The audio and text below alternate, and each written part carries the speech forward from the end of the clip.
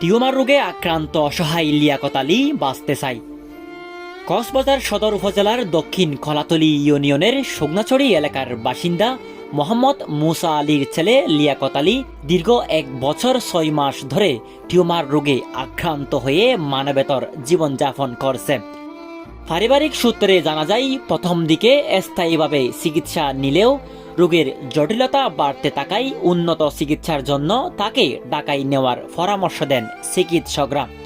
সেখানে পরীক্ষা নিরীক্ষার পর অস্ত্রোপচার ও দীর্ঘমেয়াদী চিকিৎসা জরুরি বলে জানানো হয়। তবে বিপুল পরিমাণ চিকিৎসা ব্যয় বহন করতে না পেরে দরিদ্র পরিবারটি এখন দিশেহারা হয়ে পড়েছে। বর্তমানে লিয়াকত আলী তীব্র শারীরিক যন্ত্রণায় ভুগছে এবং চিকিৎসার অভাবে দিন দিন তার অবস্থা আরও আশঙ্কাজনক হয়ে উঠেছে। দিনমজুর বাবা মোহাম্মদ মুসা আলীর পক্ষে এককভাবে চিকিৎসা খরচ বহন করা সম্ভব নয় বলে পরিবারটির মানবিক সহায়তার আবেদন জানিয়েছে।